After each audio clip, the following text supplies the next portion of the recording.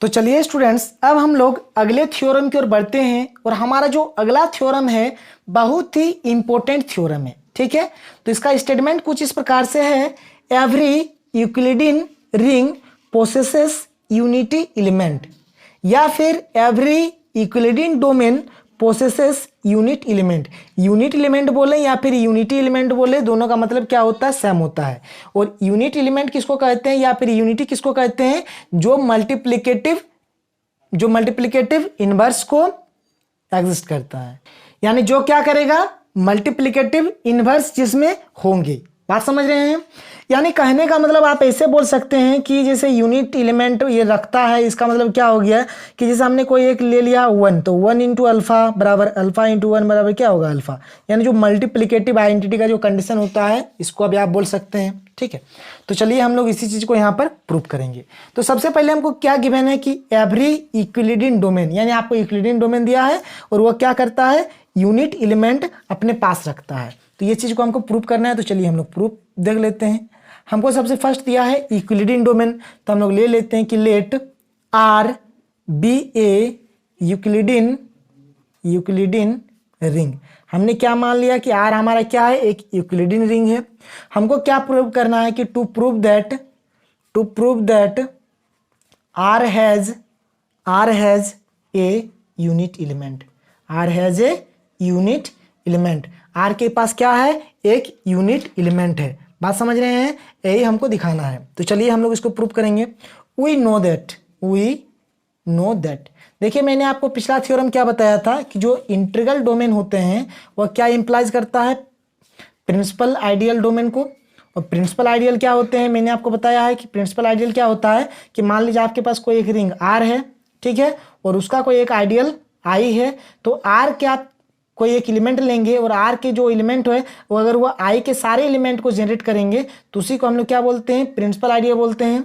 और यहाँ पर बात है प्रिंसिपल आइडियल डोमेन का, तो वैसा इंटीग्रल डोमेन जिसके सारे आइडियल क्या हो, प्रिंसिपल आइडियल हो, तो उसी को हम लोग प्रिंसिपल आइडियल डोमेन बोलते हैं। ठीक है, तो यहाँ पर वी नो दैट हम बोल सकते हैं कि we know that every Euclidean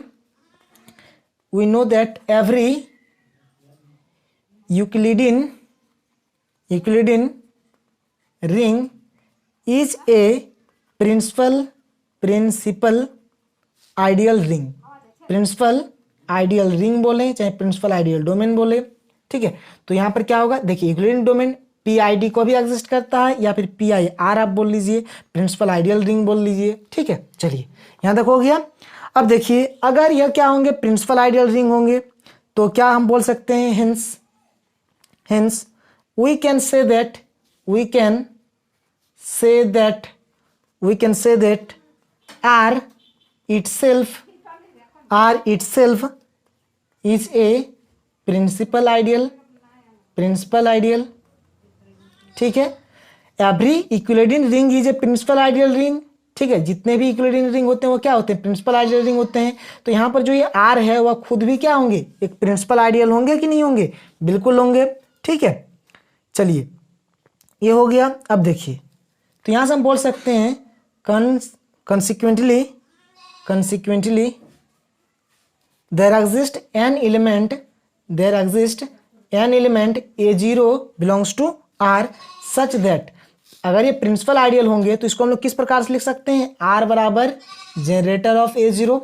मान लीजिए A0 आपका कोई R का एलिमेंट है और इसका जनरेटर है, तो R बराबर A0 के फॉर्म में लिख सकते हैं, क्योंकि R क्या है, इटसेल्फ एक प्रिंसिपल आइडियल है। प्रिंसिपल आइडियल का तो डेफिनेशन ही वही होता है ना कि मान लीजिए R आपके पास कोई एक रिंग है और I उसका एक आइडियल है, तो क्या होंगे, अगर आपको R में कोई एक ऐसा एलिमेंट मिल जाए जो आइडियल के सारे एलिमेंट को जनरेट कर दे, तो उसी को तो प्रिंसिपल आइडियल बोलते हैं। तो यहाँ पर R हमारा क्या हो गया, प्रिंसिपल आइडियल हो गया। तो कोई एक एलिमेंट यहाँ पर एग्जिस्ट किया A0 कहाँ से, R से, तो R बराबर क्या हो जाएगा A0, यानी A0 क्या होंगे, R को जनरेट कर देंगे। तो यहां से हम बोल सकते हैं कि that is there exist an element A0 belongs to R such that every element in R is a multiple of A0। ठीक है, in particular A0 belongs to R and hence there exists an element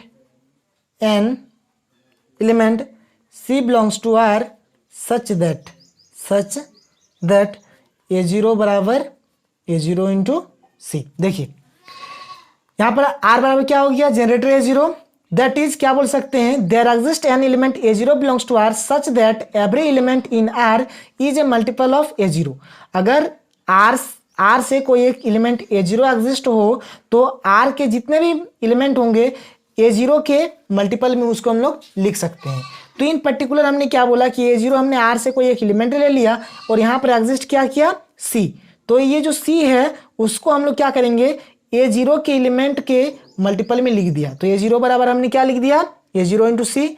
we shall show that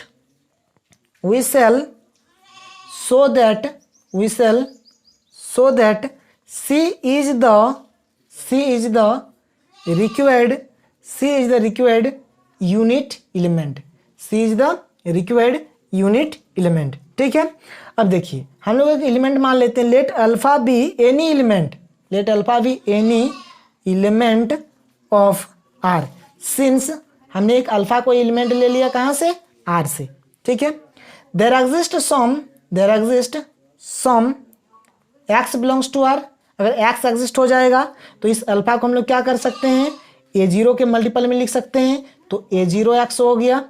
ठीक है, x belongs to are, तो such that alpha को हमने क्या लिख दिया, A0 और एक्स, यानी अल्फा बराबर A0 एक्स हमने लिख दिया। अब देखिए, अब यहां पर आपको क्या करना है, नाउ देखिए हमने क्या बोला, we shall show that C is the required unit element. हमको क्या प्रूव करना है, C क्या है, हमारा रिक्वायर्ड यूनिट एलिमेंट है। तो हम यहाँ पर अल्फा C फाइंड करेंगे। तो जैसे यूनिट एलिमेंट के आधार से मैंने आपको बताया ना कि 1 इंटू अल्फा करेंगे या फिर अल्फा इंटू 1 करेंगे तो आपको क्या मिलेगा, अल्फा ही मिलेगा। तो जैसे यहाँ पर C को हमने क्या लेके चला है, यूनिट लेके चला है। यहाँ पर 1 यूनिट है तो 1 इंटू अल्फा, जब किसी एलिमेंट को यूनिट से मल्टीप्लाई करते हैं तो वही एलिमेंट आ जाता है। तो यहाँ पर C हमारा क्या है, यूनिट है, और यहाँ पर एलिमेंट हमारा क्या है, अल्फा है। तो अल्फा को अगर किसी यूनिट एलिमेंट से मल्टीप्लाई करेंगे तो यानी अल्फा C का वैल्यू क्या आना चाहिए, वो ये अल्फा ही घूम के आना चाहिए। यानी अल्फा C बराबर अगर अल्फा आ जाए तो हम कहेंगे कि मेरा काम यहाँ से बन गया। तो चलिए हम लोग यहाँ से आगे बढ़ते हैं। अब देखिए यहाँ पर अल्फा C, तो अल्फा का वैल्यू क्या है, A0 एक्स। तो अल्फा के जगह पे हम लोग क्या लिखेंगे, A0 एक्स, और ये हमारा बाहर में C रहा। हम लोग लिख लेते हैं, चूंकि अल्फा बराबर क्या है, A0 एक्स है। ठीक है, अब देखिए R हमारा क्या है, चूंकि R इज कम्यूटेटिव रिंग है, R इज कम्यूटेटिव रिंग। अब कम्यूटेटिव रिंग कैसे हुआ, ये यूक्लिडियन डोमेन है, यानी यह क्या है, पहले इंटीग्रल डोमेन है, और इंटीग्रल डोमेन है यानी क्या है, ये कम्यूटेटिव रिंग है। तो इसको हम लोग यहाँ से कम्यूटेटिव का प्रॉपर्टी हम लोग यूज कर सकते हैं। यानी हम लोग यहाँ पर क्या करेंगे, देखिए यहाँ पर अल्फा 0 है, एक्स है, यहाँ पर C है, तो यहाँ पर C लिख देते हैं, यहाँ पर एक्स लिख देते हैं। इस प्रकार से हमने क्या किया, कम्यूटेटिव प्रॉपर्टी यहाँ पर लगा दिया। अब देखिए अल्फा 0 C का वैल्यू हमने कहीं पर फाइंड किया है। देखिए यहाँ पर अल्फा 0 C का वैल्यू क्या है, अल्फा 0 है, सॉरी A0 C का वैल्यू क्या है, A0 है। यहाँ पर A0 C है ना, और A0 C का वैल्यू क्या है, A0 है। तो यहाँ पर हम लोग क्या लिखेंगे, A0 एक्स। ठीक है, और हमने निकाला है कि A0 C बराबर क्या है, A0 है। ठीक है, उसी तरह से हमने लिख दिया। फिर से यहाँ पर क्या आ गया, A0 एक्स आ गया। अब देखिए A0 एक्स का वैल्यू क्या है, अल्फा है, तो हम लोग यहाँ पर क्या लिखेंगे, अल्फा लिखेंगे, लिख देते हैं, चूंकि अल्फा बराबर क्या है, A0 एक्स है। तो हमने यहाँ पर देखिए अल्फा C लेके चला, हमको क्या मिल गया, अल्फा मिल गया। यानी यह पूरी क्या हुआ, जो मल्टीप्लिकेटिव आइडेंटिटी के प्रॉपर्टी को सेटिस्फाई किया। दिस इंप्लाइज हम बोल सकते हैं कि अल्फा C बराबर क्या हुआ, अल्फा हुआ। दस वी हैव क्या हुआ, अल्फा C बराबर अल्फा, या फिर आप C अल्फा लेंगे फिर भी यही अल्फा ही मिलेगा। For all alpha belongs to R। इस तरह से हम बोल सकते हैं कि hence C is unity element, और यही है हमारा इसका कंप्लीट प्रूफ। तो लिख देते हैं, this is the complete proof complete proof of the theorem, और ये थ्योरम का क्या है, कंप्लीट प्रूफ है। तो चलिए आज के लिए इतना ही, फिर मिलते हैं अगले वीडियो में। Thank you.